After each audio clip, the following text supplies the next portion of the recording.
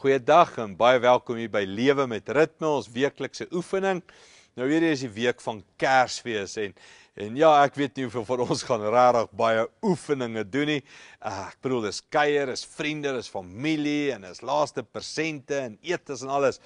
Maar weet jy, dalk het ons nog 'n oefening wat jy kan voorstel vir jou vriende en familie en almal wat saam is, en dalk kan hierdie voorstel kan nogal baie groot impak op jou Kersfees hê. En die voorstel is, wat van as ons Kersdag om die tafel sit en almal skep die kos en lekker kuier en ons stop en sê, weet jy, kom ons sê net vir mekaar, wat waardeer ons van mekaar? Kom ons bring welwillendheid in mekaar se lewens in, deur te sê, hierdie jaar wil ek vir jou dankie sê vir.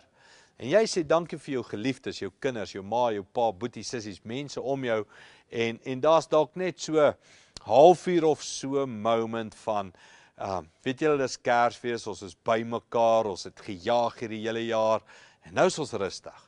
En as ek nie in die jaar vir jou dankie gesê het nie, as ek nie in die jaar vir jou gesê het, wat waardeer ek nie, kom ons gebruik Kersdag om dit te doen.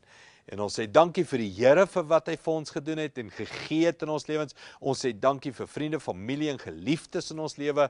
Maar ons maak dit ook persoonlik. Ons kyk mekaar in die oë en sê ek waardeer jou vir dit wat jy vir my gedoen het. So, buiten dat jy 'n persentjie gee en 'n geskenkie gee, so half omdat jy dit moet doen, wat van jy sit dit om in woorde. En jy sê ek's lief vir jou en ek waardeer jou oor dit wat jy gedoen het. En kom ons kyk, hoe kan ons mekaar se harte verruim met opbouende, bemoedigende woorde van liefde. Mekaar motiveer om in 2015 weer daar te wees vir mekaar. So, hierdie week van Kersfees, kom ons dink aan bemoedigende woorde wat ons vir mekaar kan sê, dalk daar op Kersdag rondom die tafel. Goed gaan, geniet jou Kersfees, geseënde Kersfees en ons sien jou weer volgende week.